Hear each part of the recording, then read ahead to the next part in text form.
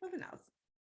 Well, that's the problem because we don't want to go back to normal. Because if we go back to normal, chas v'shalom, what was the purpose of all this?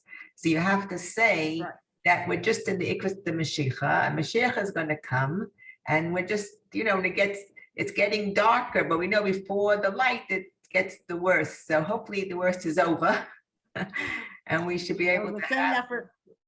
We've been saying that for 30 years, though. It gets darker. It's just the darkest. It's just the darkest. It's like Genuksha with the darkness. Well, the Rebbe spoke about it for so many years.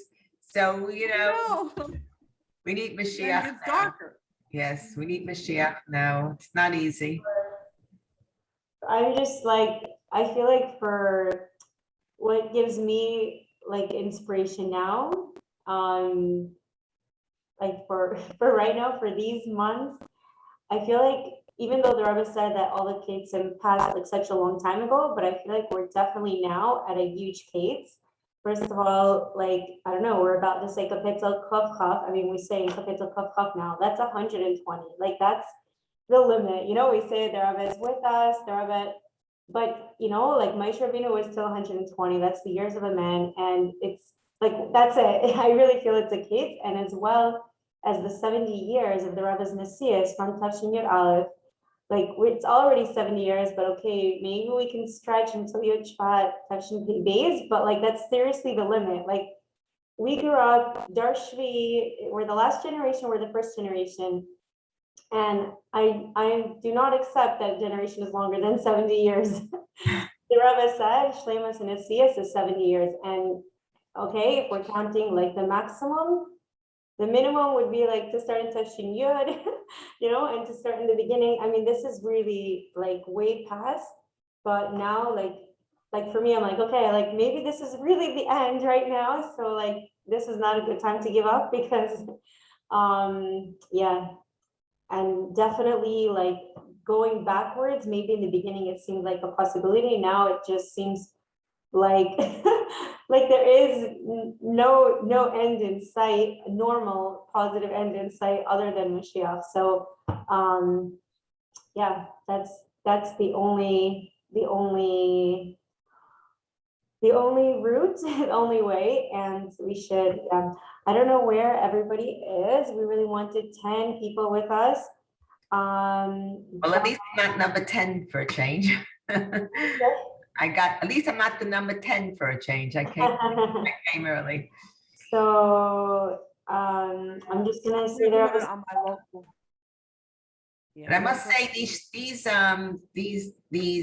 shiurim on Mashiach does help us, and it should help us because by learning it, it gives us chizuk that we understand much better what we're looking forward to, and by understanding what we're looking forward to, everything we do is for Mashiach.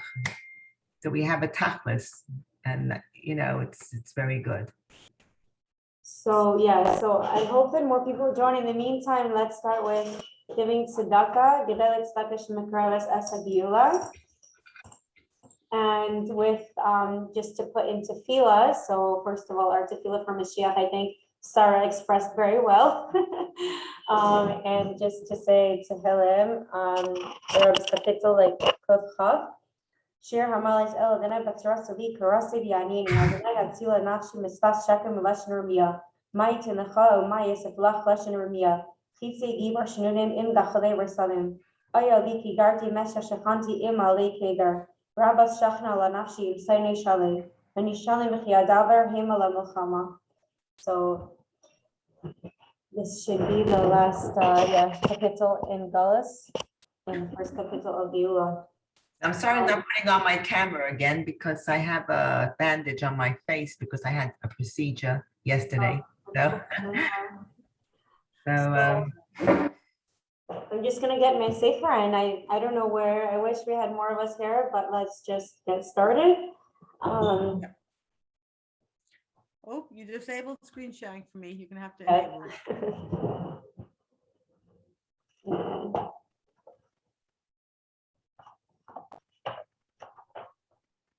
Rifki? Yeah. I can't share the screen. Oh, I'm sorry, 1 second. Just a moment.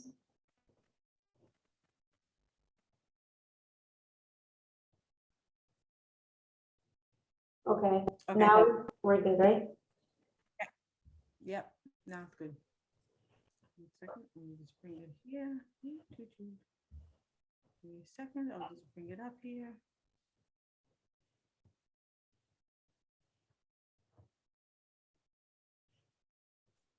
Okay. Okay. So let's get started. And Mert Hashem, we'll see more people joining. We were discussing this. We are in the very first chapter of our Sefer in Yonah Shel Mashiach. And after our introduction, that took us a few sessions, we're up to this first chapter, which is actually entitled in Yonah Shel Mashiach. What is this whole concept of Mashiach? And what we've been saying is that when we think about what Mashiach is, we have to put it into perspective of Mashiach as a reflection of whatever we think the purpose of the world is. So if the purpose of the world is, as we saw the first idea, if the purpose of the world is Yedias Hashem, that man needs to know Hashem as much as possible, then the Tachlis Abriya is that. The Tachlis Abriya is knowing Hashem. And that means when Mashiach comes, the main focus is going to be that everybody is going to know Hashem and that we're going to be free to sit and to learn. And that's what it's all about. We said that based on that Tachlis Abriya, if that's really the purpose, then as we see the Rambam telling us, if the purpose is really to know Hashem, then we can't fully actually know him in this world. And that would mean that even when Mashiach comes, it's really only a means to an end. It's a derech memutza. It's a passageway to a world of neshamas. Because only the neshama without the guf, according to that, can fully get Hashem. So the time of Mashiach, if the tachlis is only to know Hashem, then the time of Mashiach is a time that we are going to be freer and not have any worries, and we can sit and amass as much knowledge of Hashem as we can while we are still in a physical body. We then looked at the second idea, and the second idea is that if the purpose of the world is not just about man and knowing Hashem and using our brains, but rather the purpose of the world is for Hashem to be king. Now, if the purpose of the world is for Hashem to be king, that would mean then, idea of Machos, then the whole point of Mashiach is that Hashem is king over the entire world. And we said again, this is where we see the Rambam, not in Hilchos Tshuva, we see more about knowing Hashem as the purpose. But in Hilchos Malachim, the Rambam focuses on this idea that Hashem is going to be the king. And that's why we find the focus of David HaMelech being the king, bringing back the Machos of Hashem to the world. And that's the entire focus. And we left off by saying that if that's the focus, then that would mean that it's all about that. And it's all about having this opportunity to do the mitzvahs, which is what Hashem is a king. That means we have mitzvahs. We have to be able to do mitzvahs in their fullest form. So we will have a Beis HaMikdash, we'll be in Eretz Yisrael. And it's also that Hashem can be king in the world. And we can do our best as subjects of the king. And it also includes mitzvahs b'nei Noach for the Goyim. Everyone knows Hashem is king. So today, what we want to understand is, and that's what we're going to see, when we look at these two ideas, is the tachlis, knowing Hashem, which means using our brains to learn as much as we can, or is the tachlis to have Hashem as our king? That's Kabbalah's all. That has nothing to do with our mind. It's not about what we understand or not. It's about following what the king wants us to do.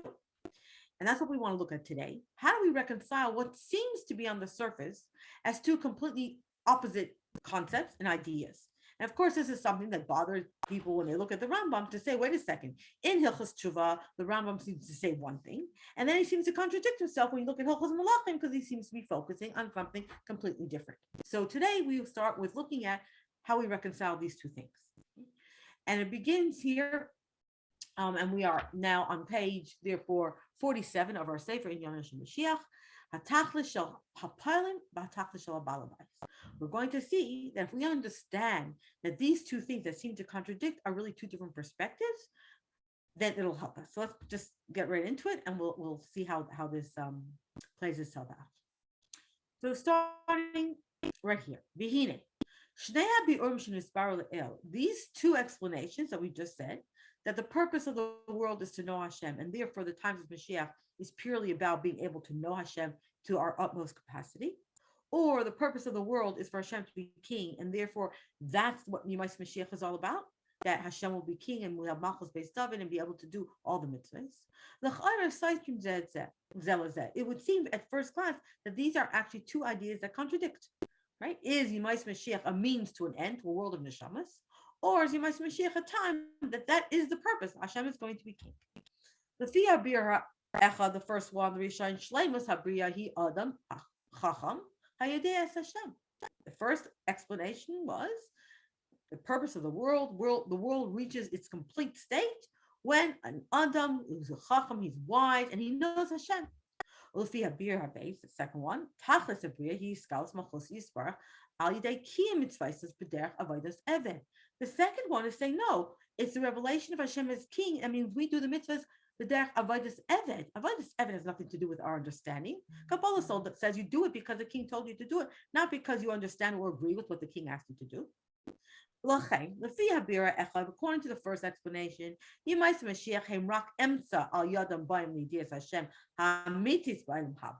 as we just said, according to the first explanation, that means Yemais Mashiach is just that middle path to allow us to come to true knowledge of Hashem in the world to come.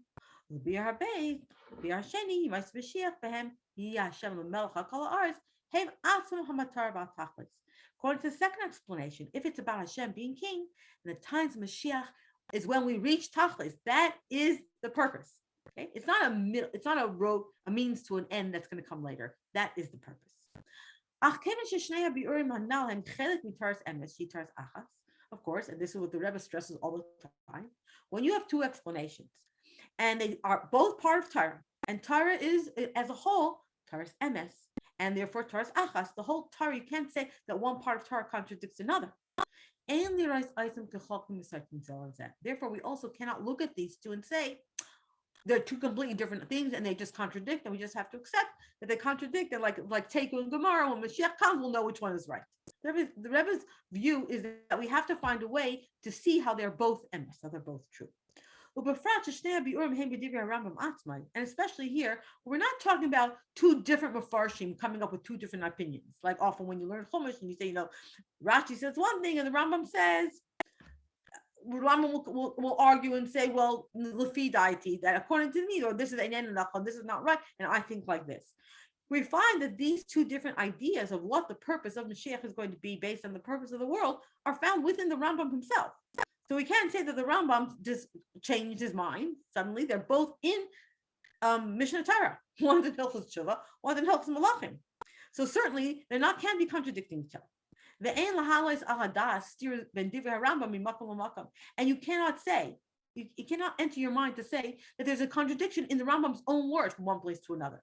So maybe you could say between different mafarshim that they argue, Rambam and the Ramban, right? The Rambam and the Ramban, maybe, but between the Rambam himself, you can't. So therefore, we have to find a way to say that both of these things can be understood as both of them as something that is absolutely true. So how do we do that? So perhaps we can explain this through a mashal. And this mashal is also, it's not just a mashal here, even though we say Efshar Ulai Levaer, perhaps we can explain, is usually the language used by Rabbi Wolf and his cohorts in writing the Sefer to say that this is an explanation they're coming up with. But you'll notice in the footnote that when we say Efshar Ulai Levaer, this is also based on Likutei Torah, and we're going to see the Yunim at the end of the chapter. But what's a mashal? What is it similar to? Let's say you have the balabayis. So you have a business. You have someone who owns a business, and he hires workers to do a particular job, do some work for him, and he promises them that he's going to pay them for the work that they do. Okay. So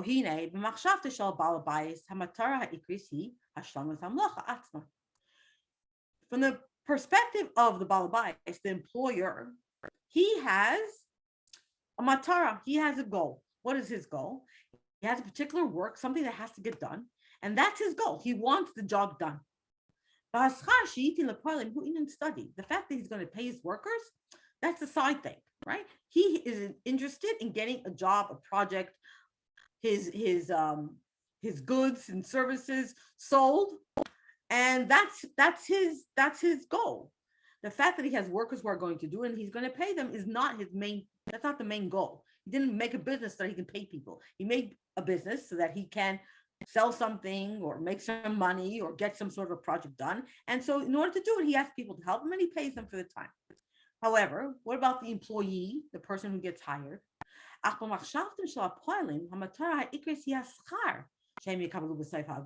employee who comes into work, right? The cashier who comes into work in the store, the guy who's stacking the shelves, even the person who might be whatever they're doing in the business.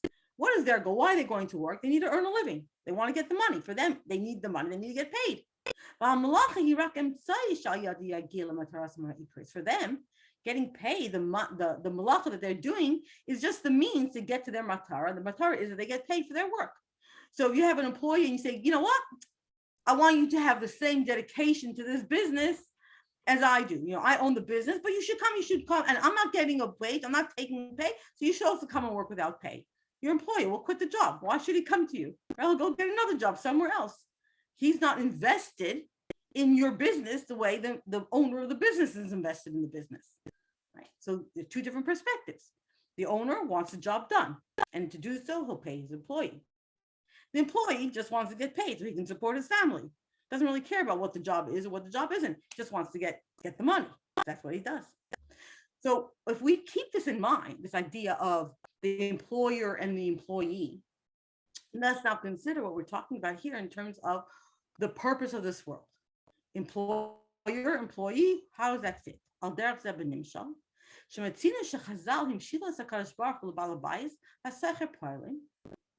So what do we find? What do Chazal tell us? And of course, this is in Pirkei Avos. Hashem is considered to be like the Baal Habayis. He's the owner. He owns whatever the world, basically, right? And he hires workers. Who are Hashem's workers to do what he wants to get done in this world? Eli Yisrael, it's the Jewish people. Sheyasu Malachta became a mitzvahs. We, the Jewish people, we are going to do the work of Hashem in fulfilling the mitzvahs. And Hashem promises us reward. Okay, do these things and you'll be rewarded. So then again, from the perspective of Hashem, Hashem is the balabas, Hashem is the employer. Hashem, from his point of view, he wants the mitzvahs done. Why? Because when we do the mitzvahs, we are revealing Hashem's kingship here in this world. Until we come to the full extent of that in the times of Mashiach. So the goal of Hashem, we say Hashem wants to be king. He has things he wants done in this world. And he hires us, the Jewish people, to do what he wants. Originally, he wanted Adam to do it. It didn't work out. Noach and his family didn't work out. Okay, so from Avraham Avinu is going to come the Jewish people. They're going to fulfill his directives. And to encourage us, Hashem also said, you know, if you do these mitzvahs, there will also be physical, God-specific reward you'll get. But ultimately, Hashem wants this in the world. So that's Hashem's perspective.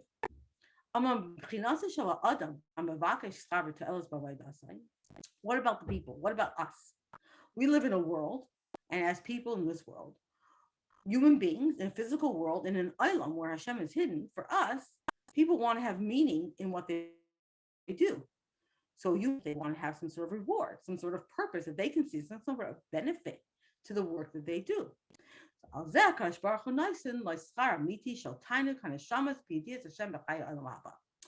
for that, when you say, well, what is your ultimate reward going to be? So Hashem says, okay, so your true reward is going to be tremendous pleasure you're going to have in knowing Hashem in Olam Haba. Sara, maybe it's going to come later. I'm just trying to wrap my head around this part. From like my previous understanding, this second part of like working as a worker, trying to get a reward, a pleasure for the neshama and Olam Haba, that sounds very much the same as the general perspective of many Jews for many generations that work hard in this world, and then you get a reward of neshama enjoying Gan Eden, not necessarily Olam Haba, meaning after Mashiach comes, but also before Mashiach comes, the neshama can enjoy Gan Eden, which is like the same thing, except maybe, okay, the quantity maybe is more, and like the whole idea of wanting Mashiach Correct. is considered like altruistic, meaning that we're not working as workers for our own reward, but as partners with Hashem, that we have the same goal. And that's why saying, well, I'm doing this to bring Mashiach is not considered being selfish and like self-serving, like Avodah Zarah, but it's actually having the same purpose as Hashem, wanting Hashem's malchus revealed. So how is this different than the Gan Eden model? Like the first view of Not very much, but remember, we haven't gone to Chassidus yet. That's perspective number 3. Okay, so we're working our way to that point, right? To see where this comes in, because you're right.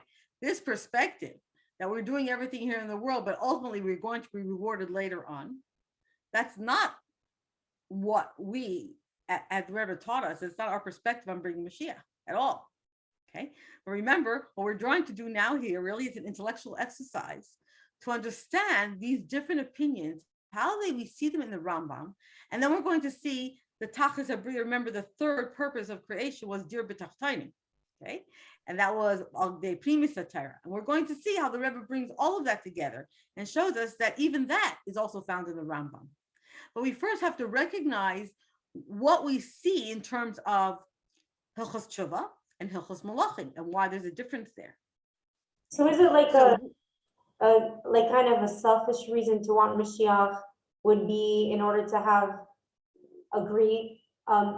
to have more chance to learn Torah, so that there can be a bigger Gan Eden afterwards, kind of?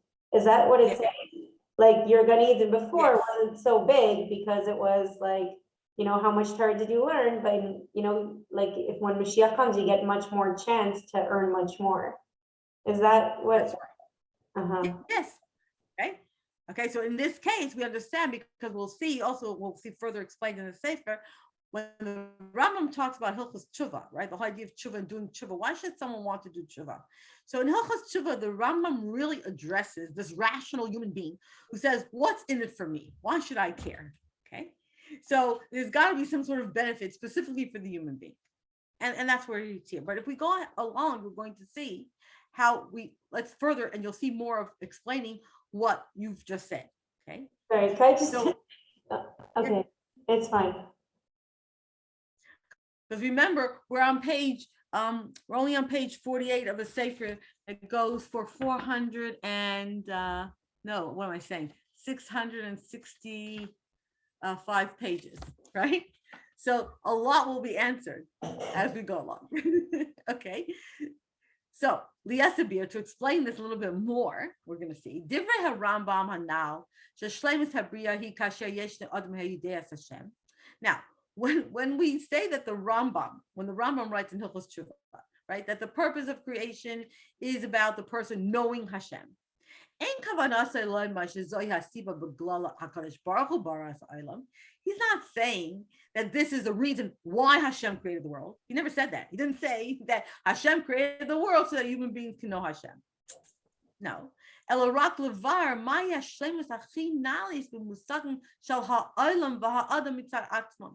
Rather, when the Rambam says that the whole purpose is for man to know Hashem, he's trying to explain what is the ultimate goal that a human being can strive for. When you talk about a human being in this world, and as a human, right? And he takes it from that perspective. You're a person, and you have a brain. That what makes you different to animals. And human beings get this tremendous excitement and pleasure out of using their brains and understanding things.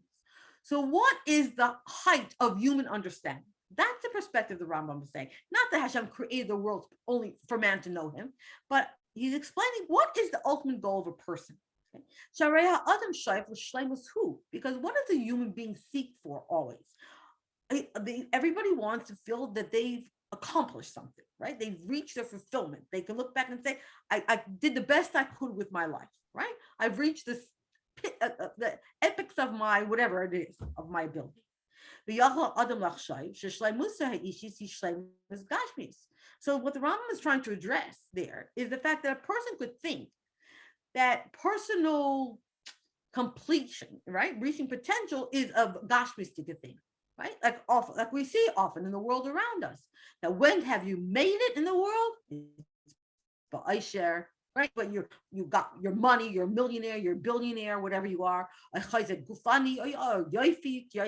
Right? Or it's like you're strong, so people go and they go to the Olympics, right? The biggest goal they have, they're gonna win gold in the Olympics, right? That's the I made it in life, you know? Or it's Yoifi, right? They want to make it on the front cover of some magazine. They're gonna win the Miss this something title, right? The Miss Universe title.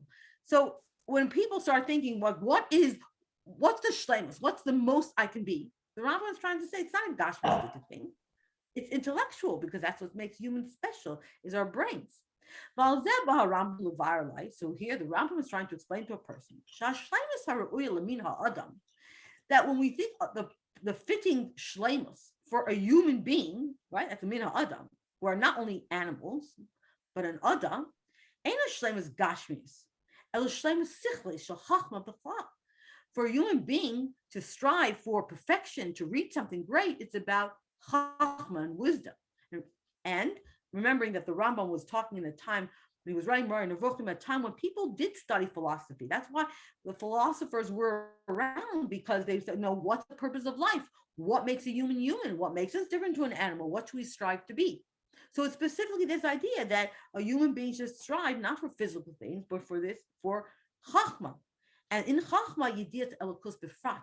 Specifically, the Rambam was stressing it's knowledge of Hashem that we should be striving for, not knowledge of Plato and Aristotle and all the other Baisha philosophers. It's this knowledge of Hashem that we should be aiming to know. It's with that you're considered to be a complete person. And that is also the greatest pleasure you can possibly have, not from wealth and not from beauty and not from strength, but from knowledge, and specifically from knowing Hashem. And that's why the Rambam was stressing this is a shlemus for which a person should strive, to be able to come to the epitome of whatever he can with his mind, with his understanding. And therefore,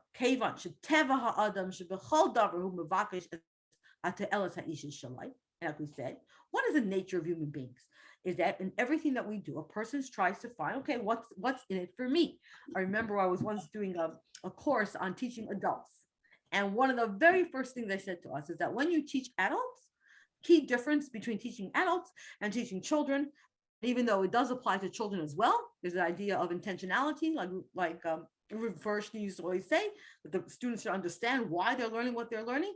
But for adults, it's even more so. It's like, what's in it for me, right? You want to have a meeting with teachers. You can't waste people's time, right? They're adults, have a lot of responsibilities, and you want to try to convince them to do something. Their first question is, what is in it for me? How is this going to benefit me? You want me to do this a different way? You want me to write my lesson plans that way? You want me to start teaching a different way? How is that going to make life better for me, right? If it's going to make it harder for me, I'm not interested. That's human nature. So everyone wants to know what's the benefit for me. And therefore, even when a human being is fulfilling Hashem's mitzvahs, he's looking for, okay, what I'm doing the mitzvahs, fine, but what benefit am I going to get from doing this? And he's looking forward to that reward that he's going to get from the mitzvahs that he's doing. And therefore, talking to that human being, right? You can, in a sense, say to the Nefesh Bahamis and the Nefesh Sichlis, therefore. So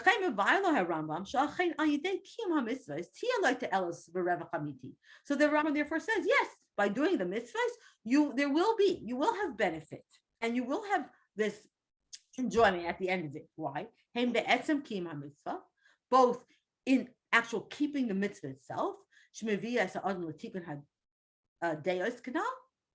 both in the fact that by just doing the mitzvahs, you are going to refine yourself and your ability to understand, because that's what it is, doing the mitzvahs, the Rambam, right?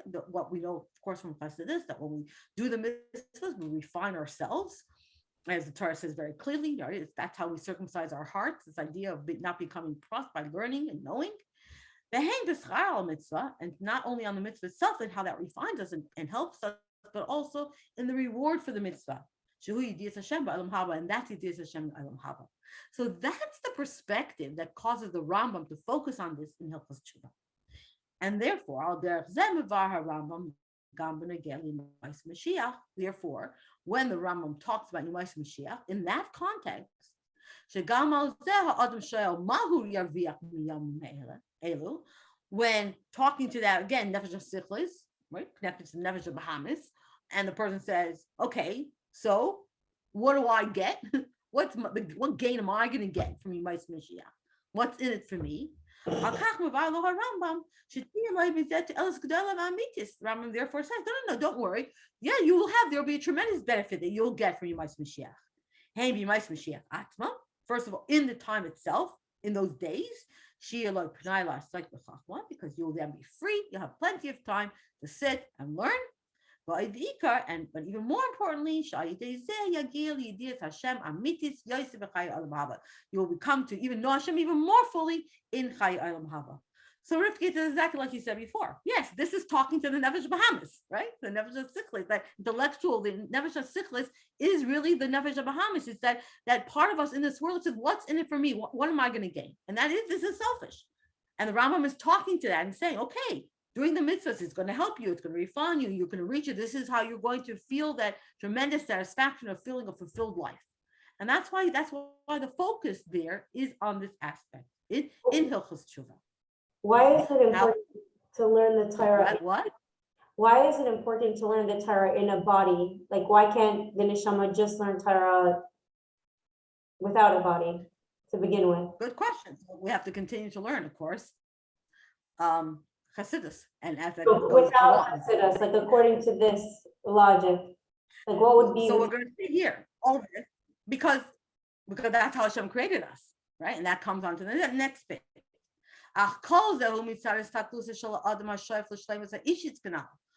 that focus and saying, okay, the whole joy, you're aiming to be the as perfect a person as you possibly can in this physical body that you're in, and therefore this is what you have. So the Rambam says that. But this is the person's perspective, a person who wants to have shleimus.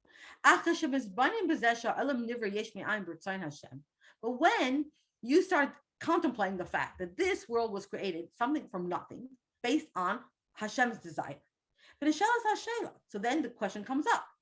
What did Hashem want?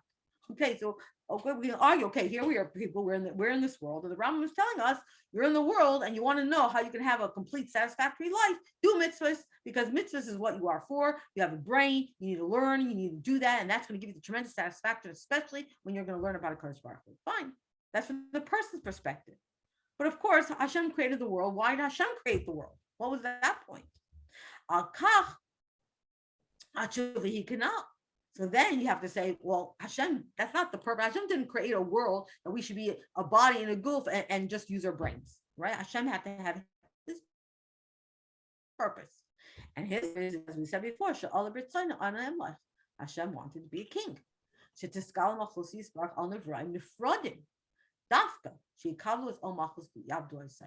So here the idea Hashem wants to be a king, and therefore to be a king, he has to have a revelation of his malchus over creation that are separated from him, as the Alter Rebbe goes into length in explaining in Shayachus Ve'amunah.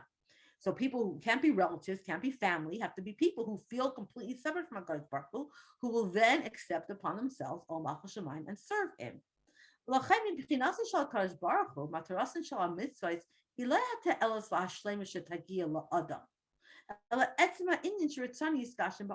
So from a HaKadosh Baruch Hu's perspective, Hashem is not giving us the mitzvahs so that a person can reach his shleimus. That's not why. But the etzem inyan that Hashem wants his ratzon to be materialized in this world. If he wants to be king, how can you be a king? You have to have subjects who don't feel like they're connected to you, who are going to do what you want, and that's how you're a king.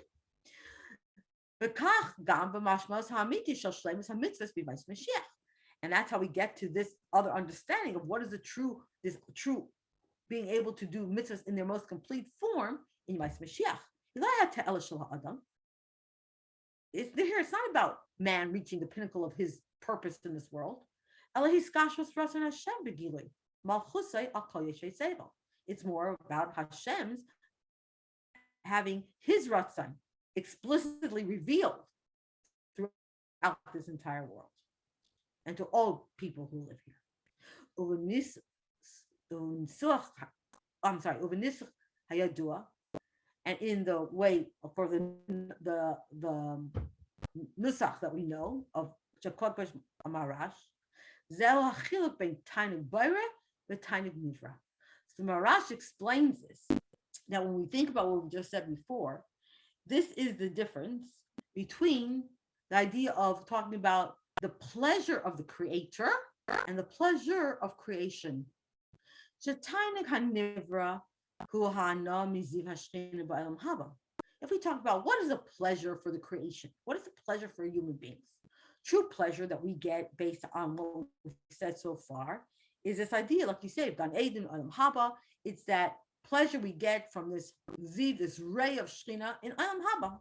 That's where the true tainik comes in. The tainik habarehu mikim hamitzvos ba'olam hazeh gashmi.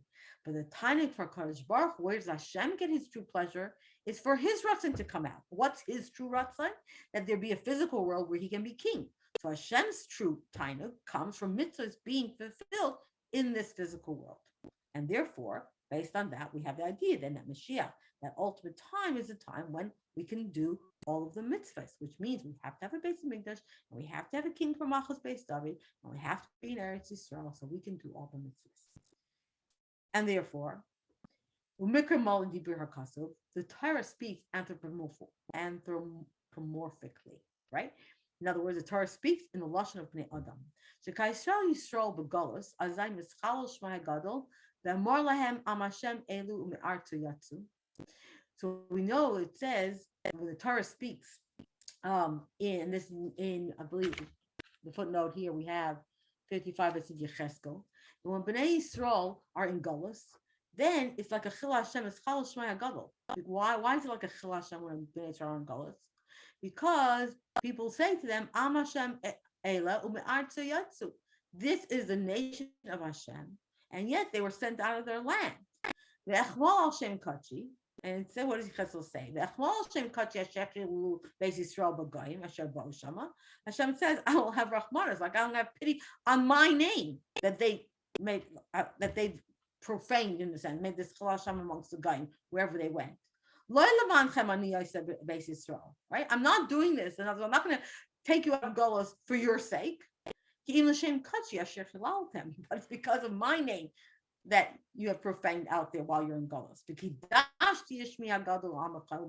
I'm going to then sanctify my name that's being mechulal, that's being profaned amongst all the Goyim. And I'm going to take you out from amongst the Goyim. And then everyone will know that I am Hashem. So we see clearly here in these words of Yecheskel that the whole Geula, it's not just for us. Say, oh, we're in Golos, so Hashem's have Rahmanas on us because He promised, our Avos, and then we're finally going to get out of this Golos. It's for Kadosh Baruch Hu. It's mainly, right? It's not, it says ain't no rock. It's not just that, but Be'ikar, it's mainly, not that it's not just, it's like equal for us and for Hashem. No, Be'ikar, it's L'Kiddush Ma'agadol Ba'olam. It's to sanctify His own name in the world. And language like we mentioned before, this is the idea. This is what we mean when we say the revelation of Hashem as king over the entire world. That is what this is all about. That's the point of the whole thing. So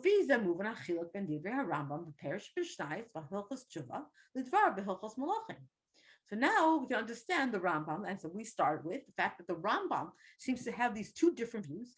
Perish HaMishnayos and Hilchos Tshuva focusing on this idea and about be people and focusing on trying to help a human being understand how he can achieve satisfaction and reaching shlemus in life, versus what he writes in Hilchos Malachim. In Hilchos Tshuva,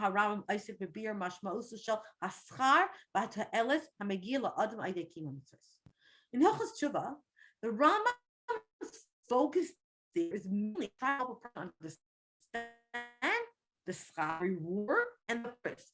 What benefit comes to the person who does the mitzvahs? And as we see that in Hilchos Tshuva, the Rambam does explain at length this whole concept of schar and einish, reward and punishment. Right? So we're talking about reward and punishment. Those two things, reward and punishment, really are motivating factors for human beings, right? You do something, rewarded. You do other things, there could be punishment. That's what it's all about. So in Hilchos Tshuva, when emphasizing this concept, what is the purpose? What's the reward for man? What benefit you get for keeping the mitzvahs? And discussing schar and einish. So therefore, he's going to talk about it from a human perspective. And therefore, in Hilchos Tshuva, when he talks about Yemais Mashiach, he's explained it there in that same context of the human being and what benefit the human is going to get out of it. Therefore, it shows us what is the benefit for human beings for Yemais Mashiach. And what is the purpose in that context of the human being and the brain and being able to understand Hashem and getting time and pleasure out of it? Well, then you have to say the ultimate pleasure can only be in Olam Haba without a goof, because the goof is always going to limit our understanding of Hashem. When we come to the end of Mishnah Torah, when we start talking about Hilchos Melech Mashiach,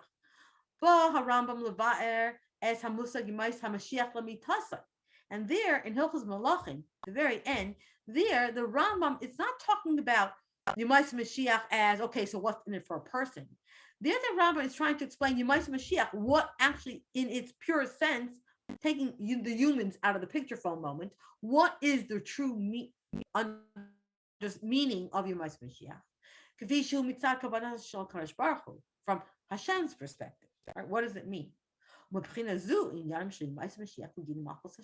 And therefore, Mishnah Torah, we talk about it's the end of Mishnah Torah. Mishnah Torah is a sefer halacha about doing all the mitzvahs, and therefore the end, the sum of the whole thing is we come to Yemais Mashiach, a time when we were going to have the revelation of Malchus Hashem. And that becomes the main purpose in and of itself. It's not a means to an end. This is in and of itself. Okay, that's what it's about. So what we're seeing now is that it's not necessarily a contradiction of the two things. It's the two perspectives. When we're talking to the human in this world, whose focus is on Gashmias, they want to know what they're going to get out of it. So the Rambam explained, this is what you're going to get out of it. You're going to get this ultimate free time. You won't have to worry about your Gashmistic things in this world. You'll be able to sit, you'll be able to learn and get that tremendous pleasure from understanding and learning and knowing. And ultimately, you're going to be yes to Olam Haba, to Gan Eden, whatever you want to call it, this time of neshamas when you will bask in the reward and glory of everything that you have achieved and attained and accumulated in this world. But from Hashem's perspective, the purpose of this world is for him to be Melech. And therefore, when the Rambam is discussing that, the purpose of the world, from Hashem, what it's all really all about in terms of mitzvahs, then ultimately that's the goal. The goal is when Hashem, Malchus, HaKadosh Baruch Hu, is completely revealed. And of course, that happens through Malchus based stuff. Okay, so that takes us to our next section that we don't have time to start today. But in this next session, what we're going to see is that we have now talked about the words of the Rambam in Hilchos Tshuva and Hilchos Melech Mashiach. And now we're going to actually have a look in this next section how the Rambam describes Yemais Mashiach in Perish Mishnayos, which is the Hakdama to the 10th chapter in Sanhedrin. And there we'll see again, help us understand more clearly how this is all fitting together, and we'll have more of an understanding of all of this. Rivki, do you want me to continue? Because I could still go. I think we have time to go to the next little bit of this at the beginning. Shall we continue a bit more? We have another 15 minutes. You're muted.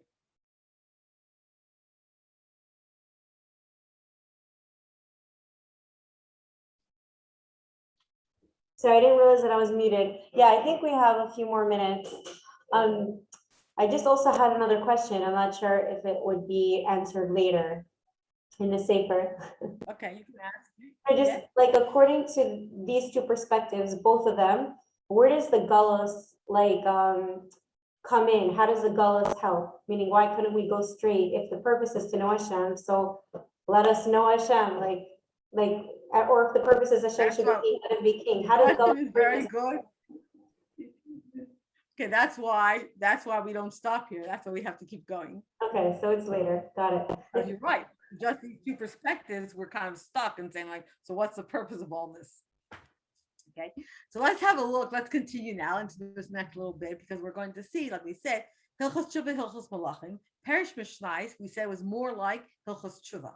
So what happens there? What does the Rambam do in terms of the explanations we talked about today in Perish Mishnais? So Ad Kana Sakta B'Divin HaRambam B'Hilchos Tshuva B'Hilchos Melch Mashiach. Right, we've just seen the Rambam in Hilchos Tshuva and Hilchos Melch Mashiach.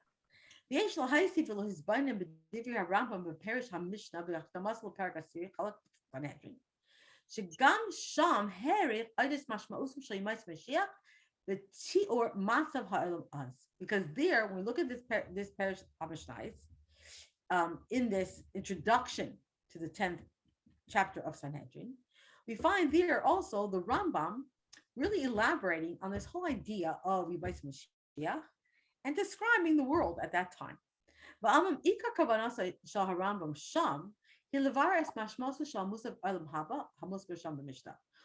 is it that there, why is the Rambam going to a whole explanation about Yimos Mashiach in that Hakdama to that chapter? It's specifically because there, in the Paragraph Siri of Sanhedrin, it mentions Olam Haba. So before we get into that chapter, the Rambam wants us to clearly understand this concept of Olam Haba. When you say Olam Haba, what are we talking about?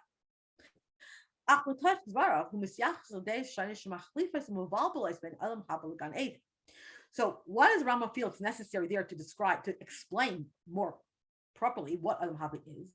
Because the Rambam shows us in his explanation that actually, when you look at different opinions who discuss these concepts, there seems to be an interchange and a confusion between the terminology of Olam Haba and Gan Eden. Right? So they're used, some people interchange it completely, but not only that, not only is there this confusion between what do we mean when we say Olam Haba, what do we mean when we say Gan Eden, but also Tchias HaMesim and Yimos Mashiach. So we have these four concepts that get very confused and are used by different people differently. The four things, right? Olam Haba, Gan Eden, Tchias HaMesim, Yimos Mashiach.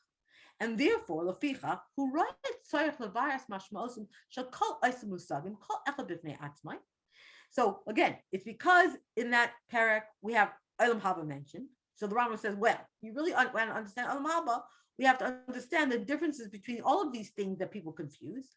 And therefore the Rambam sees the need to go and explain each one of these concepts, each one themselves. What is Olam Haba? What is Gan Eden? What is Tchias HaMesim? What is Yimos Mashiach? Well, Lahavdil is a heftel beinam lebein Olam Haba, and specifically to try to explain the difference between them and Olam Haba. So in that mission we have Olam Haba, and the Rambam is going to say how is that different to Gan Eden, Tchias HaMesim, Yimos Mashiach? V'kach zachinu l'makam naisa by bi'ar Rambam es inyan shel Mashiach. So what happens, therefore, because the Rambam is trying to explain this concept, we end up with, we're Zoicha, we merit to have another place where we see the Rambam explaining Inyan shel Mashiach. Okay, not directly, but indirectly, because he's trying to explain what we mean when we say Olam Haba. And this is the words of the Rambam.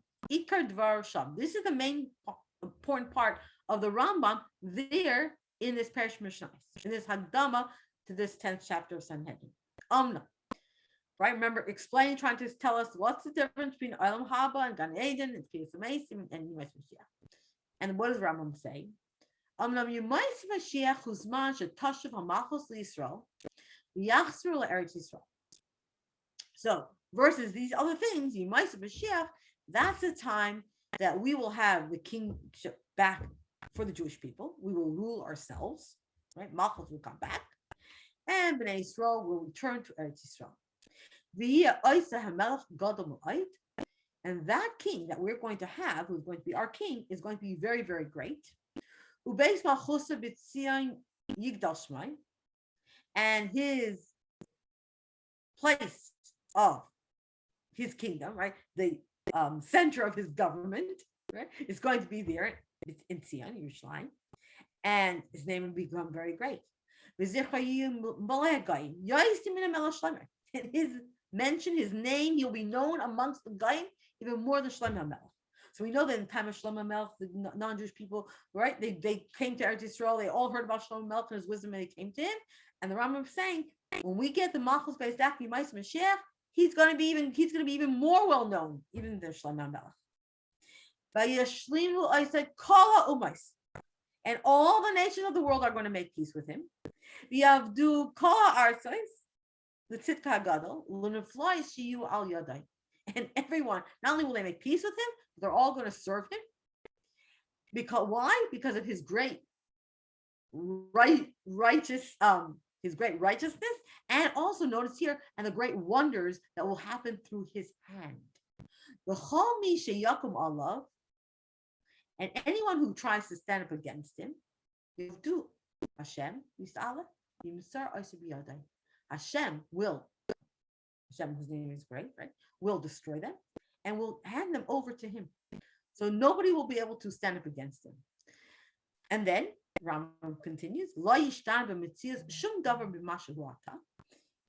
there's not going to be anything different in our Metzias, in our Gashmistic lives from what it is now.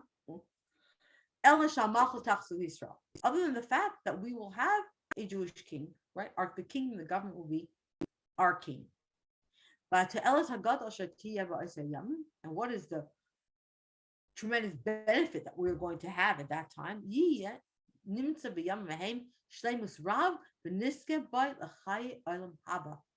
Is that we will find ourselves in a time when there will be everything that we need, right? We'll have completion in everything. And therefore we will merit Chai Olam Haba. Okay.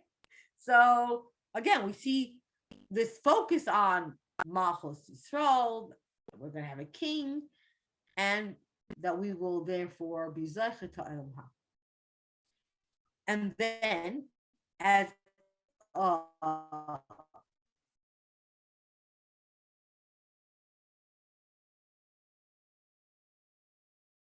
yes, it does in the Mashiach, that will be cool. And I guess this is the opportunity that you have someone who comes along, and nation of the world generally will see how he's great. And anyone around that continues into the Yud Gimel Ikri Amuna. This is where it comes from. The Hemshacha Inyan Mana is Yud Gimel Ikri Amuna. It is here that the Rambam then goes and enumerates the 13 principles of faith.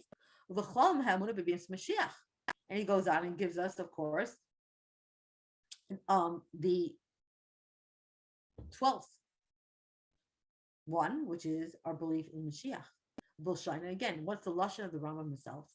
The 12th principle, Yemais Mashiach.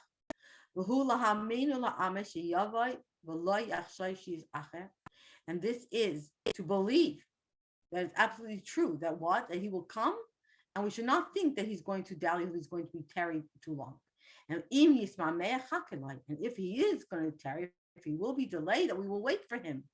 We will not set a specific time. And we should not sit and try to come up with proofs and ideas from the psukim to decide exactly when he's going to arrive. And Chacham actually said that the ruach, in other words, that people would expire. The people who try to calculate the end of days will die. Shouldn't do that. But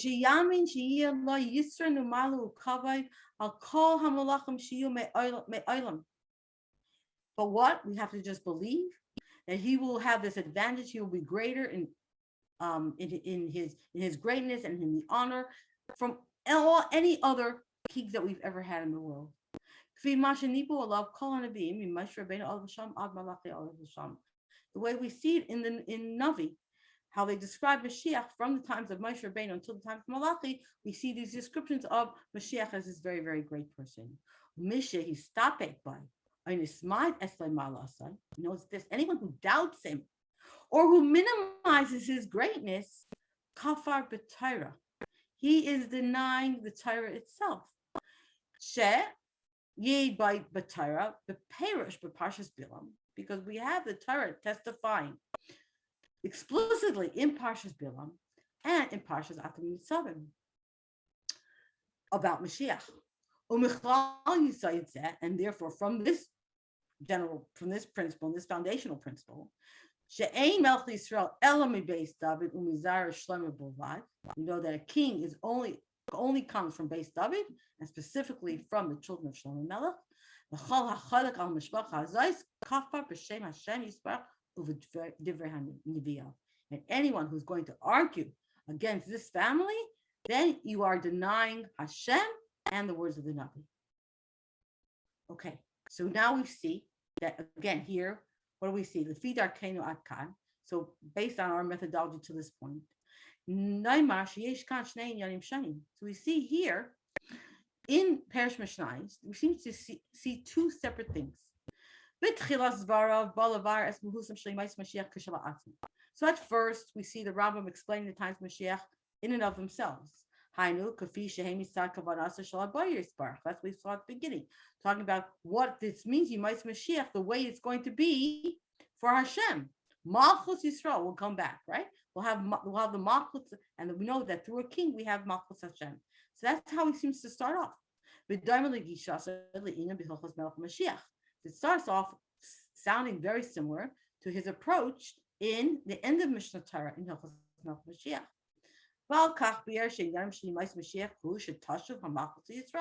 And therefore, what is the emphasis at the very beginning is that we will have Malchus will return to Bnei Yisrael. And this sounds very similar to what we had in Hilchos Melech Mashiach. That's exactly what he says, those words, right? Melech Mashiach will come back and bring us back Malchus Beis David. But then we have but then as we go on, as we continue, Maisi Devar as tell us La'adami Maisi Mashiach.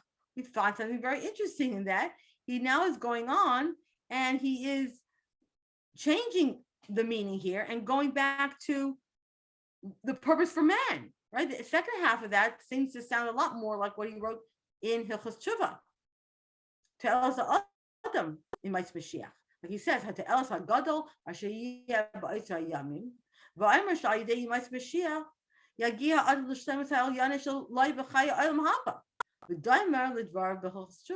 so we see that in Perish Mishnayos here, the Rambam again in one place is bringing us both sides. One, I'm first talking about the fact that it's going to be about Malchus and Hashem being Malchus through the Malchus coming back to Bnei Yisrael, but yet he also says at the same time that this is going to be a time that we're going to be able to learn so that we can be Zayich L'Chai Olam Haba. So once again, we see these two different things, but both in the same place. And now we do actually have to stop. And what we're going to see next week is that if we look very carefully here, we're going to see that there is a number of differences between what the Rambam is saying in this explanation here, Perish Mishnayos, to what he does say in Hilchos Melech Mashiach. And that will help us clarify what's actually going on. So we'll have to say to be continued.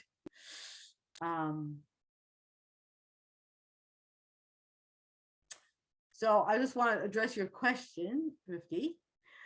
Okay, so when we search for encouragement that Mashiach must come, or will likely come in the nearest future, like the examples of what we're nearing the end of 70 years, 120, is that calculating Kates? On the other hand, all the Kates have already passed. So I think it's very different when we say we are Darshvi, and the Rebbe told us that this is a generation for Mashiach, and the Rebbe said it's the time has come. That's very different to saying, sometimes when you hear people saying things like, oh, we made a calculation and we did this numerical thing, and this year in 5, that's when Mashiach is going to come, right? So it's setting the date is doing that, making those calculations, saying this specific time, Mashiach, this is when he's going to come. This is the date. The Rebbe always had a language, never telling us this is the date he's going to come. It was more about, this is an opportune time. Mashiach can come. We are ready. Mashiach is coming. He's on the threshold. He's here. But not saying it's, like when we say it's Yud Shvat Tafshin Pei Beis. Well, we don't know that. We want it earlier than that. We're not going to set a specific date. And that's what the Rambam was saying, because can you imagine throughout history, you set dates. What actually happens when you set dates and the dates pass, right? You say a particular date, then you end up in despair, which unfortunately we've seen throughout Jewish history, right? When you set a very specific day, and the date comes, the date goes. So it's not about that, but it's about we're sitting on the giant shoulder. We're not doing that. We're not making dates. We're relying on the Rebbe's words. We're telling us that we're Darashvi, like you said. Told us many things about Darashvi. We still don't know. We don't have an exact date. We know it's past the due date, right? We've passed the due date. We've done everything we need.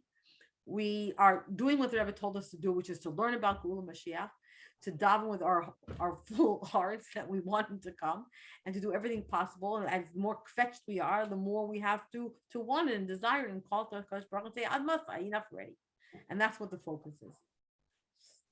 Thank you. And I think the Rebbe always said about today. The Rebbe never would say like, "Oh, next week is going to be a really good day." The Rebbe always said why today is a perfect day, and then if the day passed, the Rebbe said the next day why the next day was a perfect day, but not saying in the future, like, oh, next week, because what about this week, right? Right. And even when the Rebbe talked about, like, before Pesach, we're saying the opportune time because we're in Nisan, and the Rebbe would always say, but we don't have to wait that long. We don't have to wait till Pesach or till Nisan. It can happen right now, right? We don't have to wait. We don't have to give, there's no excuses. We don't need any excuses. We don't need to push it off. It can happen right now. Maybe meet in person in Yerushalayim. Amen. Before our next class. Amen. Thank you so much, Sara, and thank you whoever joined us. Yeah, we should see each other in Yerushalayim. We're really tired of this Gullus. Amen. Amen.